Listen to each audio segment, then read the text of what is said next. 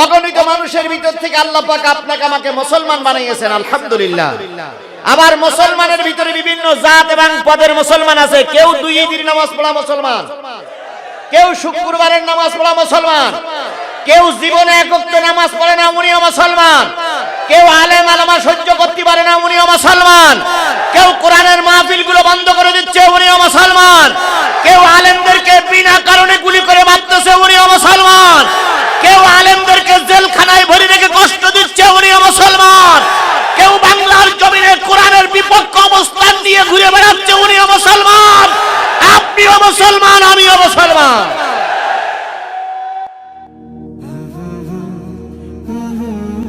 আসসালামু আলাইকুম ওয়া রাহমাতুল্লাহি ওয়া বারাকাতুহু। নাহমাদুহু ওয়া নাস্তাঈনুহু ওয়া নাস্তাগফিরুহু ওয়া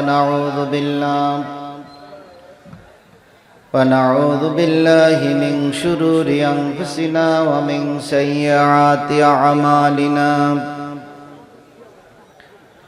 من يهده الله فلا مضل له بالحق بشيرا ونذيرا وداعيا إلى الله بإذنه وسراجا منيرا. فقد قال الله تعالى في كلامه المجيد وفرقانه الحميد: أعوذ بالله من الشيطان الرجيم. بسم الله الرحمن الرحيم.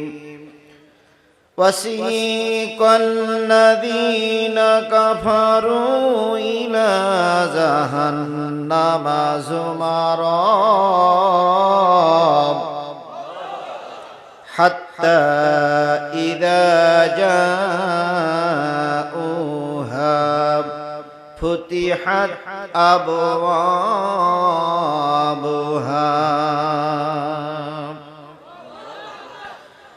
وقال لهم خزنتها ألم يأتكم رسول منكم يتلون عليكم آيات ربكم وينذرونكم لقاء يومكم هذا.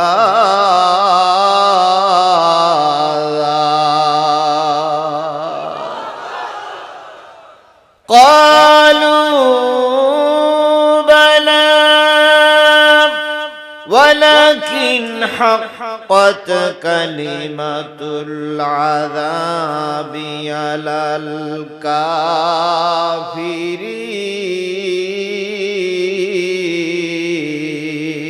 الكافرين.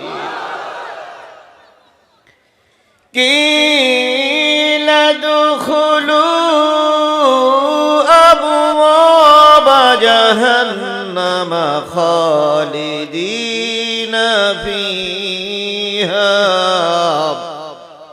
فبئس مثوى المتكبرين.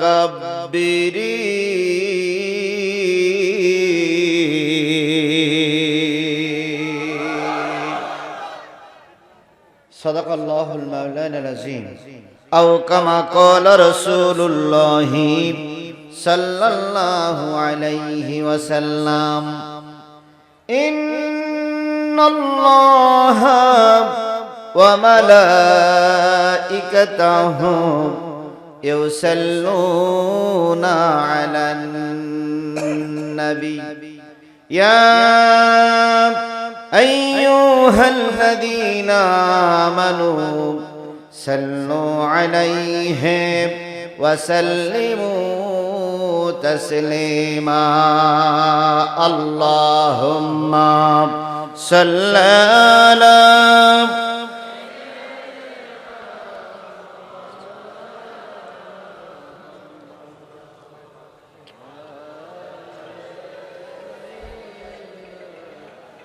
مولانا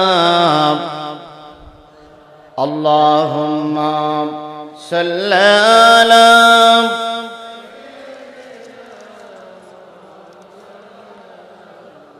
وعلى آل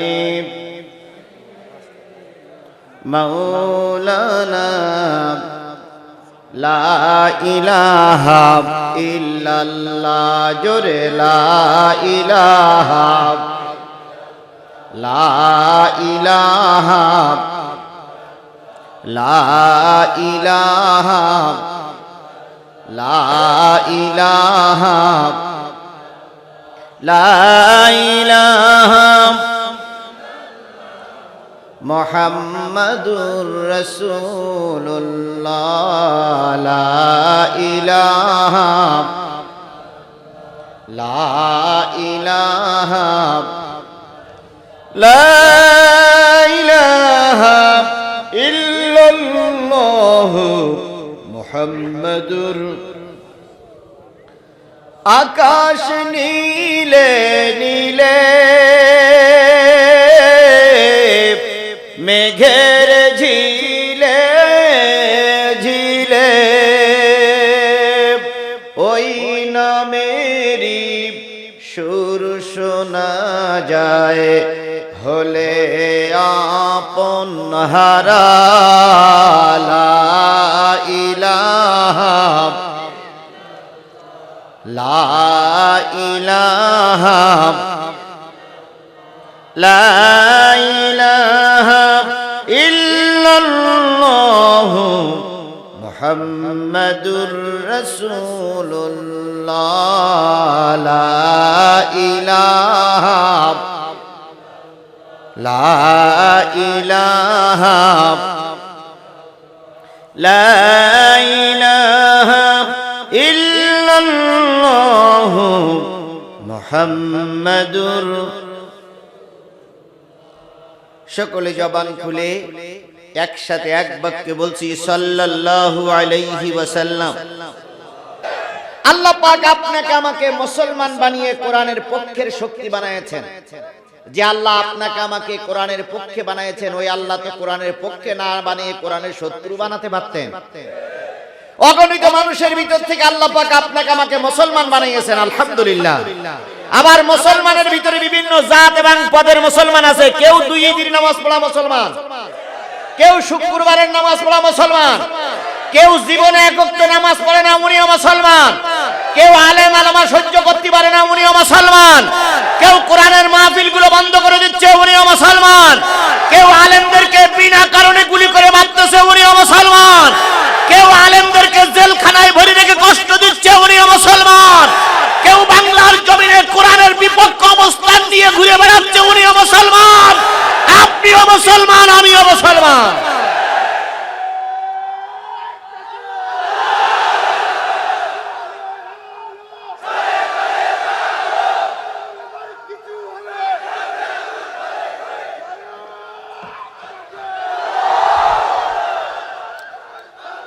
সুতরাং ওই সমস্ত মুসলমানদের থেকে বাছাই করে আপনাকে আমাকে কিসের পক্ষের মুসলমান বানিয়েছেন?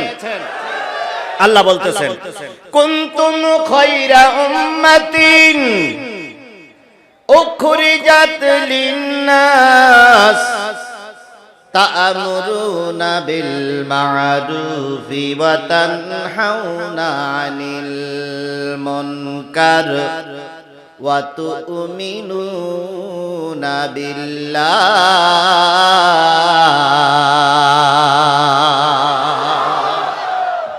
কথা কার?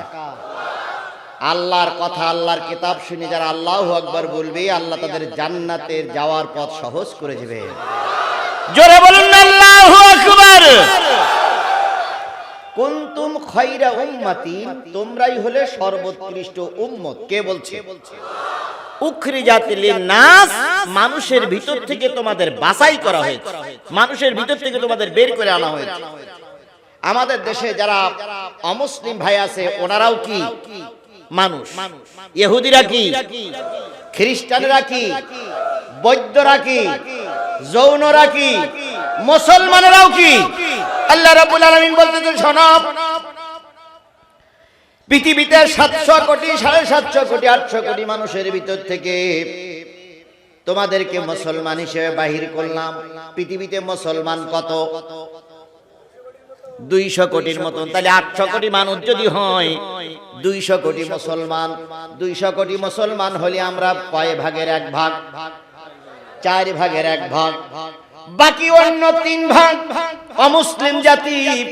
মুসলমানরা গোটা পৃথিবীতে 4 ভাগের 1 ভাগ।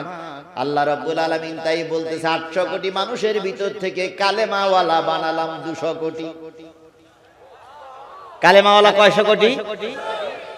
এই 200 কোটি কালেমাওয়ালার ভিতর থেকে বাংলাদেশে বসবাস করে কয় কোটি?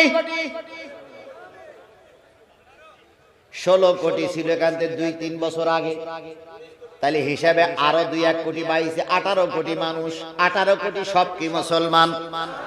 1 কোটি বাদ দেন, তাহলে কত কোটি? এই 17 কোটি মুসলমানের ভিতরে কয় কোটি লোক নামাজ পড়ে? কয় কোটি লোক নামাজি বলেন? 1 কোটি হবে? 1 কোটি হবে? 1 কোটি হবে? আমার তো বিশ্বাস হয় না। 1 কোটি মানুষ যদি নামাজি হতো, আজানের পরে যদি 5 ওয়াক্ত জামাতে নামাজ আদায় করত, আল্লাহর কসম কোরআনের বিরুদ্ধে আলেমের বিরুদ্ধে কথা বলার মতন লোক খুঁজে পাওয়া যেত না। তাহলে কি 50 লাখ হবে? ধরে নিলাম 50 লাখ লোক নামাজ পড়ে ঠিকই, কিন্তু নামাজের হক আদায় করে না। উজুর কয় ফরজ জানি না, নামাজের কয় ফরজ জানি না, দোয়া কুনুত জানি না, আত্তাহিয়াতু জানি না। জানি কি? সূরা ইখলাস। আর জানি কি? সূরা ফাতিহা। সেই এক লোক হজ করতে গিয়েছিলেন, তো আর ফিরে আসার পরে এক লোক জিজ্ঞেস করছে, ভাই মক্কা ঘরে কাবায় কি দেখলে, মদিনায় মক্কা মদিনায় কি দেখলে? কয় সাহেব শুধু আরবি আর আরবি রে ভাই, যেখানে যাই সেখানে শুধু আরবি, কিন্তু দুটো জায়গা দেখলাম বাংলা, একটা হলো আজান আর একটা হলো সূরা ফাতিহা। এই দুটো জায়গায় বাংলা আর সব জায়গায় আরবি। বলেন আজান আর সূরা ফাতিহা এটা কি বাংলা? তার মানে বোঝা গেল আজান আর সূরা ফাতিহা ছাড়া আর কিছু জানে না। আর যারা সূরা ফাতিহা জানে না, সূরা ইখলাস জানে না, দোয়া কুনুত জানে না, আত্তাহিয়াতু জানে না, তারাই দেখবেন মসজিদেই বেশি মাতবাড়ি করে, মসজিদে ইমাম সাহেবের ভুল ধরে, তারাই বাংলাদেশে আলেম ওলামাদের বিরোধিতা করতেছে। ওরাই বলতেছে আলেমদের হাত ভেঙে নাকি দেশ থেকে তাড়িয়ে দেবে। বেটায় আত্তাহিয়াতু জানো না, দোয়া কুনুত জানো না, দোয়া দুরূদ শরীফ জানো না, দোয়া মাসুরা জানো না, তারপরে সূরা ফাতিহা জানো না।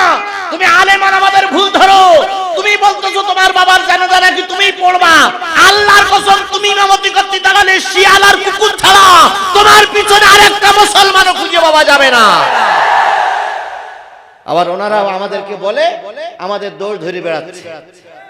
তাহলে 50 লাখ লোক ইসলামের বিধান শরিয়াত জানে। এই 50 লাখ লোক জানুক আর নাই জানুক, এতগুলো লোকের থেকে বাছাই করে আল্লাহ পাক আপনাকে আমাকে কিসের পক্ষে নিয়ে এসেছেন? যে আল্লাহ আপনাকে আমাকে কোরআনের পক্ষে নিয়ে আসলেন, সেই আল্লাহ শুকরিয়া আসতে না জোরে সকলে মিলে বলছে আলহামদুলিল্লাহ। বিশ্ব মানবতার শ্রেষ্ঠ বন্ধু, সমস্ত নবী রাসূলদের শ্রেষ্ঠ রাসূল, আমাদের প্রিয় ভাজন নবী, যার সুপারিশ ছাড়া কোনো মানুষ জান্নাতে যেতে পারবে না, সেই নন্দিত নেতার নামে লক্ষ কোটি দুরূদ আর সালাম সকলে মিলে বলছি সাল্লাল্লাহু আলাইহি ওয়াসাল্লাম। দীর্ঘদিন পরে আপনারা আমরা সবাই একত্রিত হয়েছি কি শোনার জন্য? আমি কোরআন থেকে আলোচনা করতে চাই, আপনারা কি শুনতে রাজি আছেন? আল্লাহ বলতেছেন ওয়াইদা কুরিয়াল কুরআন ফাসতামিউ লাহু ওয়া আনসিতু লাআল্লাকুম তুরহামুন।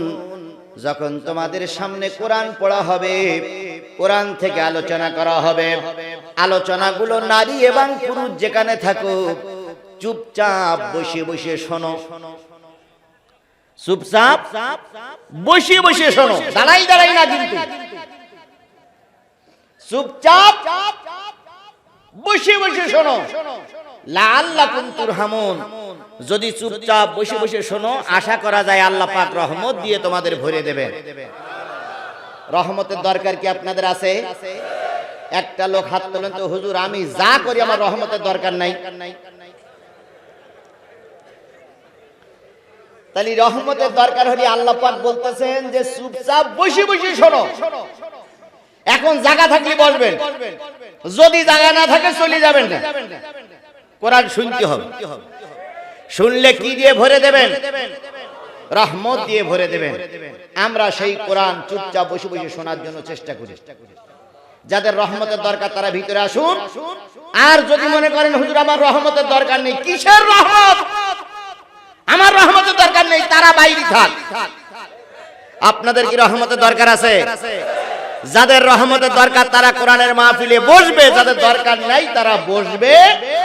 আল্লাহ পাক আমাদেরকে রহমত দিয়ে পরিপূর্ণ করে দিক। সকলে বলুন আমিন। চলুন হাদিসে যাই। আল্লাহ রাসূল বলেছেন, মান কারাল কোরআন ফাস্তাজহারাহু ফাহাল্লাহু ওয়া হাররামা হারামাহু আদখালাহুল্লাহুল জান্নাহ ওয়া ইয়াশফাউ ইয়াওমাল কিয়ামাতি আশরাতিন কুল্লুহুম কদ ওয়াজাবাত লাহুমুন নার। যেই ব্যক্তি কোরআন পড়বে, কোরআন অনুযায়ী নিজের জীবনকে পরিচালিত করবে, ওই ব্যক্তি মৃত্যুর পর জান্নাতে ছাড়া আর কোথাও যাবে না। কয়জন হাফেজ সাহেবের মাথায় পাগড়ি পরিয়েছি? 5 জন। তারা কি হেফজ করলো? কিসের ভিতরে? কোরআন। সিনার ভিতরে কোরআন, দিলের ভিতরে কোরআন। নবী আমার বলেছেন, একজন হাফেজে কোরআন যখন মারা যায়, কোরআনওয়ালা লোক যখন মারা যায়, শরীরের সবটুকু অংশ পচে নষ্ট হয়ে যায়। যেই সিনার ভিতরে কোরআন থাকে, ওই সিনাটা মাটিতে খাইতে পারে না। এই হাফেজ সাহেবদের যারা খাবার দিলেন, হাফেজ সাহেবরা খরচের টাকা দিলেন, কোরআন কিনে দিলেন, হেফজখানায় যারা টাকা দিয়ে পয়সা দিয়ে সহযোগিতা করেছেন, বন্ধুরে মনে করে রেখো, ওই হাফেজ সাহেবরা যেদিন জান্নাতে যাবে, দুনিয়ার কেউ যখন তোমার খুঁজবে না, ওই হাফেজ সাহেবদের সাথে আল্লাহ পাক তোমার জান্নাতের মেহমান বানায়া দেবে। যে কোরআন পড়বে, কোরআন অনুযায়ী আমল করবে, সে মৃত্যুর পরে কোন জায়গায় যাবে? নিজে জান্নাতে যাবে না, 10 জন ব্যক্তিকে জান্নাতে নিয়ে যেতে পারবে। যেই 10 জন ব্যক্তির জন্য জাহান্নাম ওয়াজিব হয়ে গিয়েছিল, এমন 10 জন ব্যক্তিকে নিয়ে সে জান্নাতে যেতে পারবে। আল্লাহ নবী বলেন কিয়ামতের দিন একজন আলেমের বিচার হয়ে যাবে। আলেম ব্যক্তিকে আল্লাহ পাক বলবে জান্নাতে যাও। আলেম বলবে, আল্লাহ আমি জান্নাতে ততক্ষণ পর্যন্ত যাব না যারা আমাকে ইলমে দ্বীন শেখার ব্যাপারে সহযোগিতা করেছে, আমার একটা পরনের জামা বানিয়ে দিয়েছে, আমার একটা টুপি কিনে দিয়েছে, আমার কিতাবাদি কিনে দিয়েছিল, আমাকে যারা মহব্বত করেছিল, এই লোকগুলো আমার সঙ্গে না দেওয়া পর্যন্ত আমি জান্নাতে যাব না। আল্লাহ বলবে, অনেক মানুষ তো জাহান্নামে চলে গেছে। তখন আল্লাহর বান্দা বলবে, আল্লাহ আমাকে জাহান্নামের ময়দান দেখতে দাও। সিঁড়ি লাগায় জাহান্নামের দেয়ালের গায়ে উঠে বলবে, যারা তোমরা আমাকে চেনো সবই বেরিয়ে এসো, আমরা জান্নাতে যাই। সুতরাং কিয়ামতের দিন যে আলেমরা সুপারিশ করবে, আজকে দুর্ভাগ্যবশত বাংলাদেশের সেই আলেমরা সবচেয়ে বেশি নির্যাতিত, সেই আলেমরা আজকে সবচেয়ে বেশি অপমানিত, সেই আলেমরা আজকে সবচেয়ে বেশি অবহেলিত। আর এই কথাগুলো বললে কিছু লোক সহ্য করতে পারে না। এই জন্য কোরআনের পক্ষে থাকলে আল্লাহ জান্নাত দিবেন। এই জন্য আল্লাহ পাক কোরআনের পক্ষে আমাদের শেষ পর্যন্ত কবুল করুক। সকলে বলুন আমিন। সমাধান চাও যদি, সমাধান চাও যদি জীবনে মরণে, ফিরে চাও খুঁজে নাও চোখ রাখো কোরআনে। সমাধান চাও যদি জীবনে মরণে, ফিরে চাও খুঁজে নাও চোখ রাখো কোরআনে। এ বাণী সকলের নয় শুধু মুমিনের, যারাই চলবে মেনে ফল পাবে কোরআনের।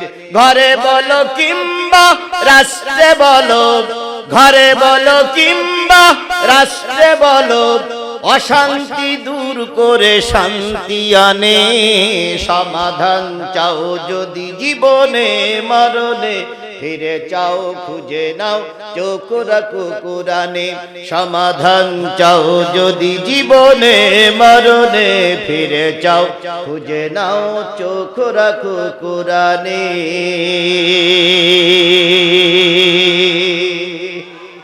তাহলে নাজাতের একটাই পথ হচ্ছে কোরআনের পক্ষে থাকা। আল্লাহ পাক সেই কোরআনের পক্ষে আমাদের শেষ পর্যন্ত কবুল করুক, সকলে বলুন আমিন। আরো সামনে যেন আল্লাহ বলতেছেন লাকাদ জারানা লি জাহান্নামা কাসীরাম মিনাল জিন্নি ওয়াল ইনস। জাহান্নাম যেদিন দেখা যাবে সেদিন দুইটা গ্রুপ দিয়ে আল্লাহ পাক জাহান্নাম ভরে ফেলবে। এক নম্বরে যারা জাহান্নামে যাবে তারা মানুষ, দুই নম্বরে যারা জাহান্নামে যাবে তারা হলো জিন। জিন আর মানুষ কোন জায়গায় যাবে? আবার জিন আর মানুষ জান্নাতে যাবে। কোন কুকুর জাহান্নাম জান্নাতি হবে না, ছাগল জাহান্নামী জান্নাতি হবে না, গরু জাহান্নামী জান্নাতি হবে না, জাহান্নামী জান্নাতি হবে মানুষ আর জিন। আপনারা কি খ্রিস্টানেরাও আমরাও কি টুপি পরুন আর নাই পরুন আমরা সবাই মানুষ।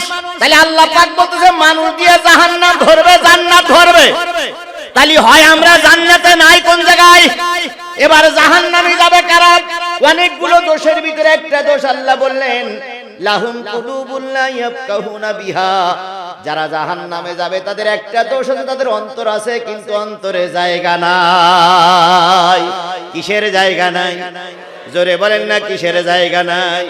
সব রাখার জায়গা দিলের ভিতরে আছে কিন্তু কোরআন রাখার জায়গা নাই। গান শোনে অসুবিধা নাই, যাত্রা দেখে অসুবিধা নাই, টেলিভিশন দেখে অসুবিধা নাই, কিন্তু কোরআনের মাহফিল সহ্য করতে, কোরআনের মাহফিল দিলের ভিতরে জায়গা পায় না। তাহলে যার দিলের ভিতরে কোরআন ঢোকে না, যার দিলের ভিতরে কোরআনের মহব্বত নাই, যার দিলের ভিতরে কোরআনের মাদ্রাসার মহব্বত নাই, যার দিলের ভিতরে আলেম ওলামার মহব্বত নাই, তার দিলটা যাবে। এরকম দিলের মানুষ আমাদের বাংলাদেশে নাই, নাই, দেখি না, নাই। কোন জায়গায় আছে? বাংলাদেশে থাকলেও দিনাজপুরি নাই, দিনাজপুরি থাকলেও বীরগঞ্জে নাই, ওরে বীরগঞ্জে থাকলেও ঝাড়বাড়িতে নাই। এখানে আছে? কই দেখাই দেন দিন একজনে। তাহলে যার দিলে কোরআন ভালো লাগবে না সে যাবে আল্লাহর ভাষায় কোথায়? ভালো করে বোঝেন, ভালো করে বোঝেন। স্কুল ভালো লাগে, কলেজ ভালো লাগে, ভার্সিটি ভালো লাগে, কিন্তু কোরআন মাদ্রাসা কোরআন ভালো আল্লাহর ভাষায় সে যাবে কোন জায়গায়? আয়ুনুল্লাহ ইবসিরুনা বিহা। তাদের চোখ আছে কিন্তু চোখ দিয়ে তারা দেখে না। কি দেখে না? কোরআন দেখে না। শুধু কোরআন দেখে না, না কোরআন ওয়ালাদেরও দেখে না। তাই হুজুররা সব গবেট, হুজুররা সব কি? ওই যে একটা লোক বলেছে না হুজুররা সব কি? গবেট। গবেট মানে কি? গবেট মানে কি? বোকা। হুজুররা সব বোকা, এই জন্য মাদ্রাসায় পড়ে। তারপর আরেকটা জিনিস উনি বলেছেন, সেটা হলো হুজুররা টেবিল খাটাইয়ে চাঁদা তুলে মাদ্রাসা চালায়। আমি কি কোরআন শরীফ পড়তে পারি না? আমার জানাজা আমি পড়বো, ওনার জানাজা উনি পড়বেন। আচ্ছা, তাহলে গবেট কেরা বলেন?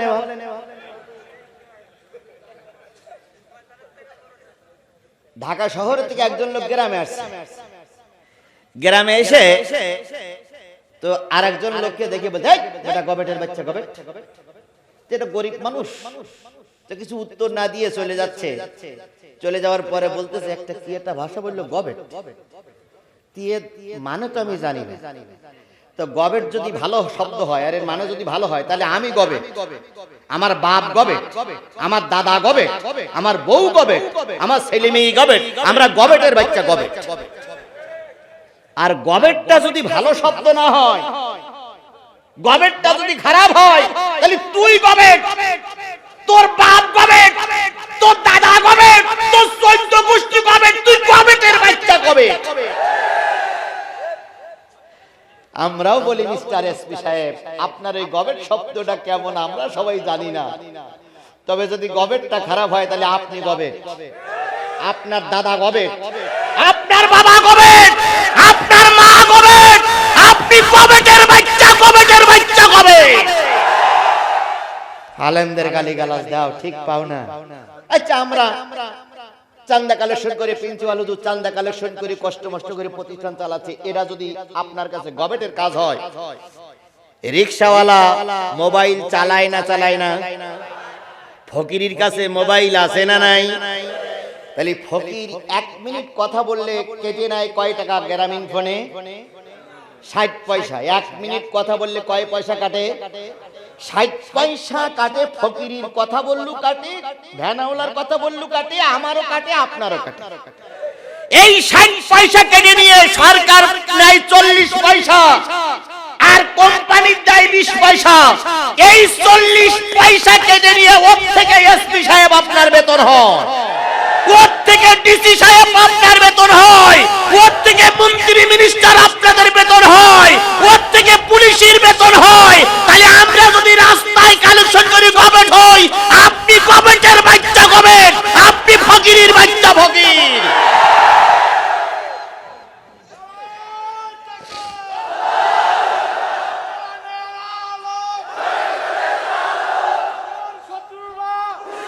সুতরাং কথা বলতে গেলে হিসাব করেই কথা বলতে হবে। আজকে মুখ আছে, ক্ষমতা আছে বলে যাই খুশি তাই বলতেছেন, একদিন ক্ষমতা থাকবে না, কিন্তু আপনার কথাগুলো রেকর্ড হয়ে বাঁচবে। একদিন আপনার রেকর্ড বাজানো হবে আর আপনাদেরকে জনগণ জুতা পিটা করে তাসলিমা নাসরিনের মতন দেশ ছাড়তে বাধ্য করবে।